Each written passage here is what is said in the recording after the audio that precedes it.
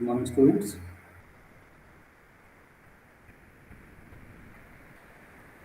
Are you hearing my voice?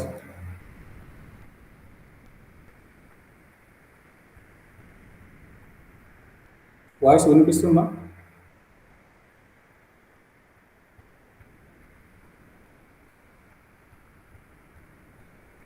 సుగుణ, నా voice వినిపిస్తుందా?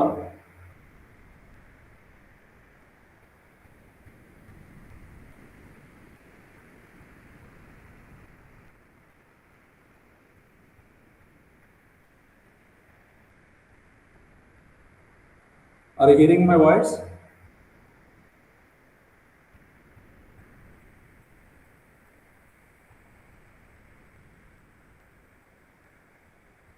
Okay. Anyhow, I resume the last class, which was interrupted due to the power failure. And as a part of History of India, we are in the module 1, and as a part of Delhi Sultanate. In the last class, we covered up to the slave dynasty, up to the Balban school.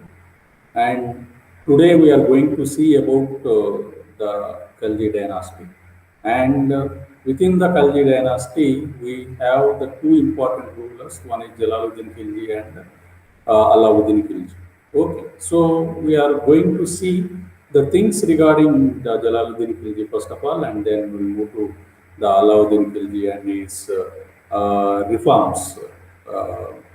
Okay, so before going to my lecture, I have to share my screen and then I'll continue my lecture.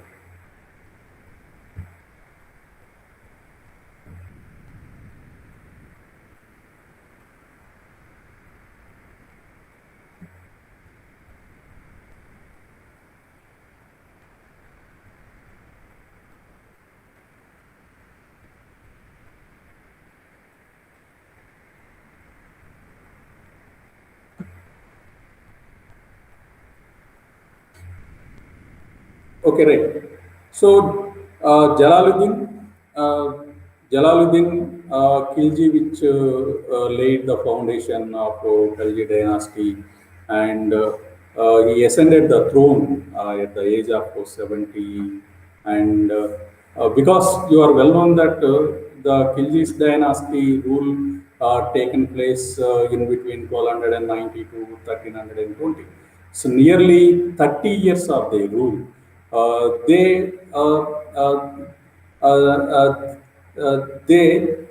followed certain reforms, which were the forerunner of future. Okay, so the same reforms also continued in the Sayyid dynasty and also during the time of Mughals.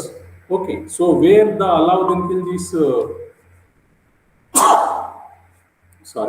Alauddin Khilji's reforms, which was a great base for the Sher Shah and also for the Akbar.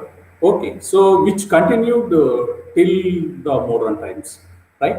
So Jalaluddin Khilji, whose rule only for 6 years, 1290 to 96, within the 6 years of time, very span of 6 years of his rule, he followed, he tried to strengthen his dynasty first of all. Okay, so he ascended the throne at the age of 70 years. Okay, so although Jalaluddin retained the earlier nobility in his administration, but the rise of Khaljis to power ended the monopoly of nobility of slaves to high officers. Because you already aware that during the time of Balban, the Chehalgani was abolished. Okay, so then he also crushed the power and interference of nobles, the party nobles in the administration of a sultana like that. Okay, so he severely suppressed and he totally abolished the Chehalgani, and the nobility has gradually declined, and it's like a nominal one. Okay, so Jalaluddin Jalaluddin ruled only for a short span of 6 years, and he tried to mitigate some of the harsh aspects of Balban's rule. And he was the first ruler of Delhi Sultanate to clearly put forward the view that the state should be based on the willing support of the governed, and that since the large majority of the people in India were the Hindus, and the state in India could not be truly Islamic state. As as it is a theocratic, but we cannot say it's a truly Islamic, right? So Jalaluddin tried to win the goodwill of the nobility by the policy of tolerance, because as a he showed somewhat his rule is somewhat flexible, and even he shows some sympathy towards the people, particularly the common people. Okay, so he followed the policy of tolerance, and he avoided harsh punishments even to those who revolted against him. And he not only forgive them, but at times even rewarded them to win their support also. Okay, so however, many people, including his supporters, consider him to be a weak sultan. Okay, so Jalaluddin policy was reversed by Alauddin Khilji, who awarded drastic punishments to all those who dared to oppose him. Okay, so when during that time of Jalaluddin, Alauddin, who was a son-in-law, and he when Jalaluddin went to capture some of the areas, Ranthambore or like that, and when after successfully completion of his capture, and Alauddin Khilji invited him to the Kara, and he arranged a huge celebration there, and he want to welcome his uncle with a warm welcome. Okay, so after coming to Kara, Alauddin very planned, a very systematic, with a systematic plan, he killed his uncle, and he became the ruler of Delhi Sultanate. Okay, so and after the Jalaluddin accession, and after the rule of Jalaluddin, Alauddin Khilji came to the power in 1296. Okay, so Alauddin Khilji was Jalaluddin's ambitious nephew and son-in-law. He had helped his uncle in his struggle for power, and was appointed as a Amiri Tujik. Okay, so master of ceremonies. And Alauddin had two victorious expeditions during the reign of Jalaluddin. After the first expedition in Bilsa, nothing but the Vidisha in expedition towards the Vidisha in 1292, and he was given the Ikta of Awadh, and in addition to that, of Kara. Okay, so after completion of his victory at Vidisha, he became a Iqtadar for the Awadh, and in addition to that, Kara also went to the Alauddin, and he was also appointed as Arizi Mumalik, Minister of War. And in 1294, he led the first Turkish expedition to the southern India and plundered Devagiri. Okay, so Daulatabad. And the successful expedition proved that Alauddin was an able military commander and efficient organizer.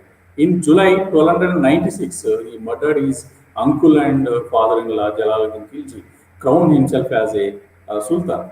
And Alauddin decided to revive certain Balban policies of ruthless governance, and he decided to curb the powers of the nobles and interference of ulemas in the matters of state.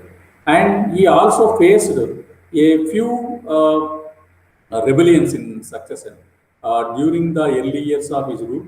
And according to the Barani, the author of Tarikhi Firoshahi, Alauddin felt that there were four reasons for the rebellion. One is inefficiency of the spy system, and the general practice use of wine, basically the and taking of the wine, and social intercourse among the nobles, and intermarriages between them, and the excess of wealth in the possession of certain nobles. Okay, so because the excess of wealth they had because of following certain corrupted policies or like that. Okay, so in order to prevent the reoccurrence of these rebellions, Alauddin formulated certain regulations and implemented them. One is the families that had been enjoying free land to support themselves should be paid tax for their holdings. Okay, so and this curbed the excess of wealth owned by some of the people or some of the nobles, and the Sultan recognized the spy system and took measures to make it more effective. Okay, so the Sultan organized the spy system and took more measure to make it more effective. And the Sultan reorganized the spy system. The Sultan reorganized the spy system and took measures to make it more effective. Okay, so and the use of liquor and intoxicants was totally prohibited, and the nobles were murdered not to have social gatherings or intermarriages without the Sultan's permission. Okay, so these are certain measures which followed by Alauddin Khilji towards the nobles, so that the nobles became some of the effective and efficient.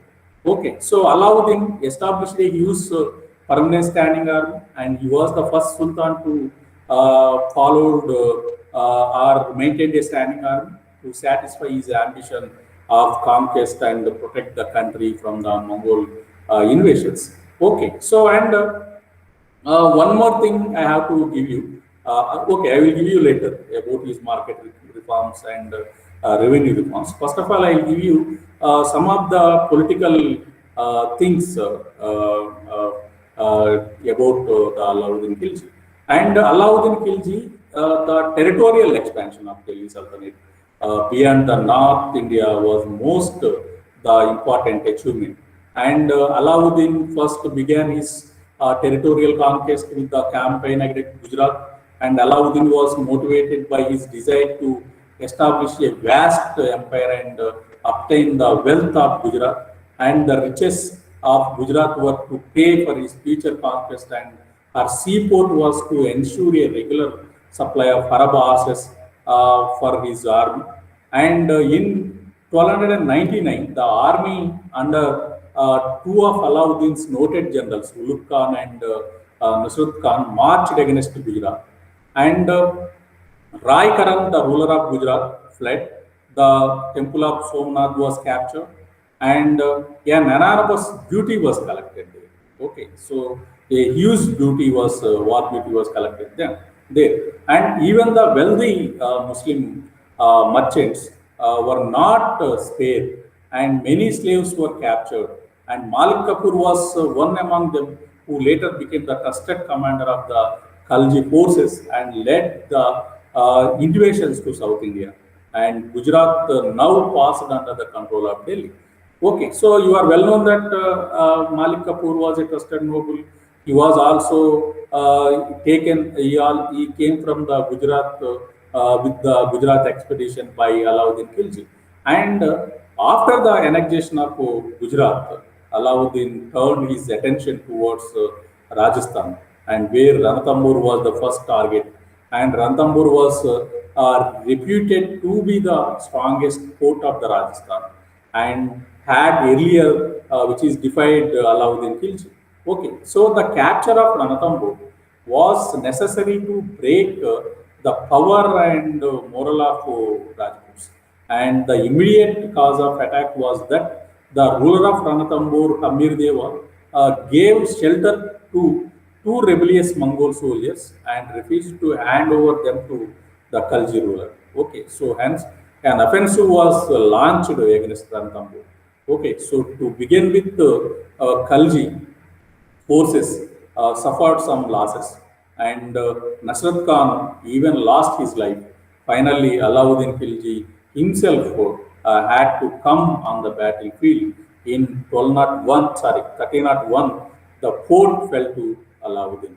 Okay, so in 1303, Alauddin besieged Chittur and another powerful state of Rajputana. And according to some scholars, Alauddin attacked Chittur because he coveted Padmini, the beautiful queen of Raja Ratan Singh. And however, many scholars do not agree with the legend, as this is the first mentioned by JC in his Padmavat more than 200 years later.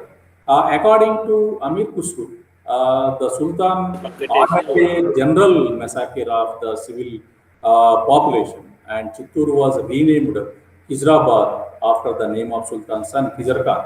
And Alauddin, however, returned back quickly to Delhi as Mongol army was advancing towards Delhi. And in 1305, Khalji army under the Allah Ain Mulk captured Malwa, and other states such as Ujjaini, Mandu, Dar, Chanderi were also captured. And after the conquest of Malwa, Alauddin sent Malik Kafur to the south and himself attacked Sivana.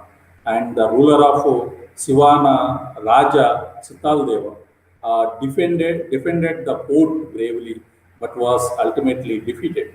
In 1311, another Rajput kingdom, Jalore, was also captured, and by that same year, Alauddin had completed the conquest of large parts of Rajputana and became the master of North India. Okay, so when you see the Deccan or the South India, Alauddin Khilji was he was the person who touched the Deccan because he invaded, not invaded, he also touched the peak of southern part. Okay, so up to Pandyan region he already touched. Okay, so the imperialistic ambitions of Alauddin were not satisfied with the conquest of North. He was determined to conquer South as well. Okay, so the wealth of the southern kingdoms attracted him, and the expeditions to the south were sent under Malik Kafur, a trusted commander of Alauddin, who held the office of the Naib. Okay, so in 1306 and 7, Alauddin planned fresh campaign in Deccan, and his first target was Rai Karan, the earlier ruler of Gujarat, who had occupied Baglana and defeated him. And the second expedition was against Rai Ramchandra, the ruler of Deoghar, who had earlier promised to pay tribute to Sultan but did not pay. And Ramchandra surrendered after little resistance to Malik Kafur and was treated honorably.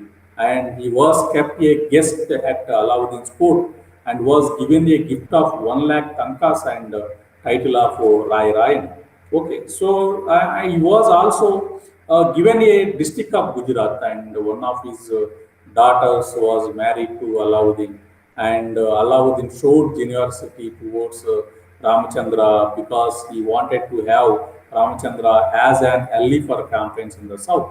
Okay, so after 1309, Malik Kafur was dispatched to launch campaigns in the South India, and the first expedition was against Pratap Rudradeva of Warangal in the Telangana region. And this siege lasted for many months and came to an end when Rai agreed to part with his treasures and pay tribute to the Sultan. And the second campaign was against the Dwar Samudra and Malabar and modern Karnataka and Tamil Nadu coast.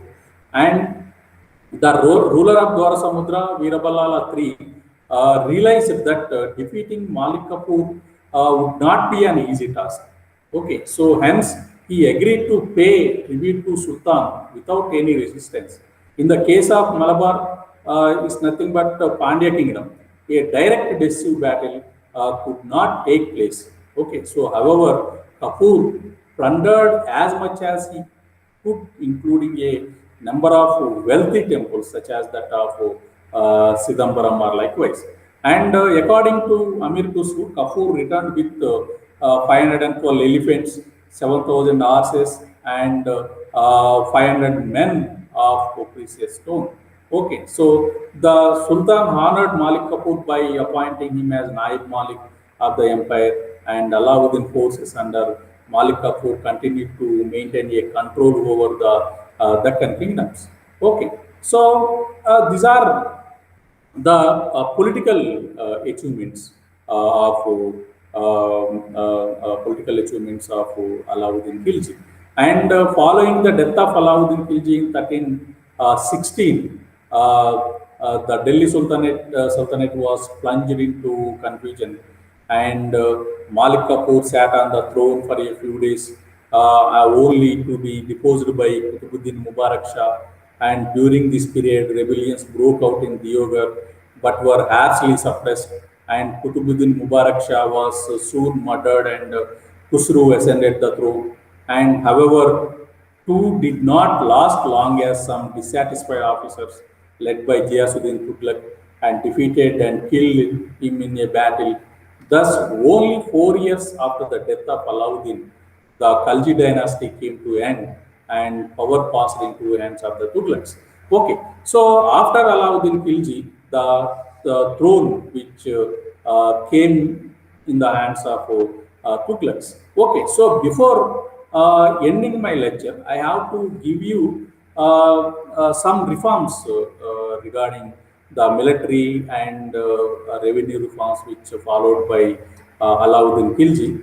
First of all, I will give you about his market reforms, and then I will give you some revenue reforms, because I will again give you in detailed lecture about the reforms which followed by Alauddin Khilji, while we are moving with revenue and economical aspects are like that.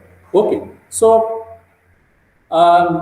first of all, we'll have a glance. We have a glance over the market reforms. First of all, uh, you are well known that market Alauddin's measures to control the market reforms was one of the key factor which followed by Alauddin Khilji. Okay, so Alauddin's measures to control the markets were one of the most important policy initiative. And since Alauddin wanted to maintain a large army, he therefore lowered and fixed the price of commodities of daily use. And to control the prices, Alauddin set up three different markets for different commodities in Delhi. And these markets were the grain market nothing but the mandi, and cloth market Sarayadal, and the market for horses, slaves, cattle, etc. And to ensure implementation, Alauddin appointed a superintendent, Sehanai Mandi, who was assisted by an intelligence officer. And apart from Sehanai Mandi, Alauddin received daily reports of market from two other independent sources, from the Baridis intelligence officer, and Munhian's secret spies. And any violation of Sultan's orders resulted in the harsh punishment, including expulsion from the capital, imposition of fine, and imprisonment and mutilation are like that. Okay, so and the control of prices of horses was very important for the Sultan, because without the supply of good horses at reasonable price to army, the efficiency of the army could not be ensured. Okay, so low price in the horse market were ensured by putting a stop to the purchase of horses by horse dealers and brokers like dalals. Okay, so you are dalals in the Delhi market. Okay, so the system of dalal also, which started during the Delhi Sultanate period only. Okay, so I will give you about those systems and new communities which emerged during the Delhi Sultanate period while moving with society are like that. Okay, so the officer called Diwani Riyasat were appointed in the offices called Shehanai Mandi to standardize the markets, and merchants should have to register themselves in the office before selling their goods at the fixed rates. And the Sultan fixed the prices of necessary commodities which were below the normal market rates, and he strictly prohibited black marketing. And Alauddin Khilji introduced the scientific method of measurement of land for assessment of land revenue also, and he imposed heavy taxes on the Sardars, Jagirdars and Ulemas, and the post of special officers called Mustakaraj was created to collect land revenue from the peasants are like that. Okay, so such important reforms which followed by the Alauddin Khilji. And when you see certain military and administrative reforms, during the time of Alauddin Khilji, he followed a systematic administration, and where he was the first sultan to follow the standing army. And again, the army is very strongly maintained and very systematically maintained. And he divided the whole army into certain divisions, and he also started the branding the horses, and note and registered for the soldiers are like that. Okay, so such reforms he followed during this time. And as a part of administrative and military reforms, a strong and efficient revenue administration system was set up. A large number of accountants, collectors, and agents were hired to administer the system. And these officials were well paid but were subjected to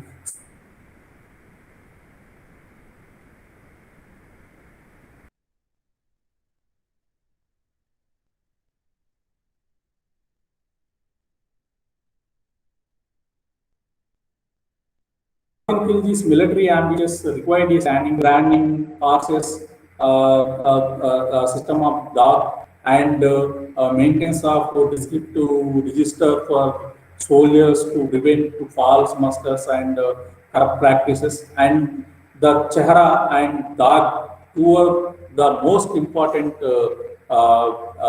reforms which followed by Alauddin Khilji continued up to the Mughal rule. Okay, so these are the important reforms which became a forerunners for the future also. And Alauddin abolished the Jagir system and paid the salaries in cash. Okay, so earlier to the Alauddin Khilji, the Ikta system, which is started during the time of Iltutmish, which was abolished, totally abolished in the time of Alauddin Khilji. Okay, so and he starting paying the salaries or remunerations in the form of cash or kind. Okay, so not giving any land grants to the scholars. He totally abolished giving the grants, land grants are like that. Okay, so these are certain reforms which started during the Alauddin Khilji, and finally Alauddin Khilji's term was ended in 1216 AD, and finally the Tughlaqs came to the power, because after Alauddin Khilji, no efficient ruler is found, and only the Qutbuddin Mubarak Shah ruled for a while, but later he was murdered by son Khusru and descended the throne. The Khusru was very inefficient ruler, and due to his inefficiency, and the Ghiyasuddin Tughlaq, Ghazi Malik came to the power. Okay, so the founder of the Tughlaq dynasty was Ghazi Malik, who ascended the throne as Ghiyasuddin Tughlaq in 1320, and the Tughlaq dynasty ruled up to the 1412, nearly 100 years of approximately the 100 years ruling you see under the Tughlaqs. Okay, so dear students, I will give you the detailed things about the Tughlaqs in the next class. And this is end of Khilji dynasty, and we'll see the detailed things regarding the Tughlaq dynasty in the next classes. Okay, so students, this is end of my class regarding my lecture over the Tughlaq dynasty. Sorry, Khalji dynasty. You have any queries or any doubts regarding it? You are welcome to ask. Students, are you hearing?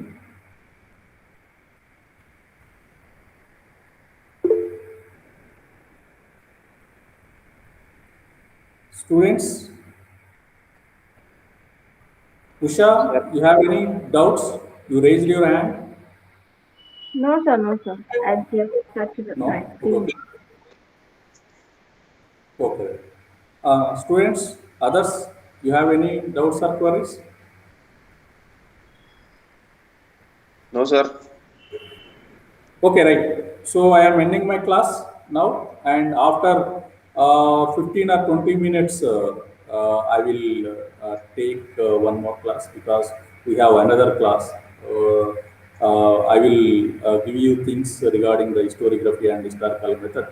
Okay, so I will meet you after 20 minutes again. Okay, so thank you. I am ending my class now. Thank you, sir.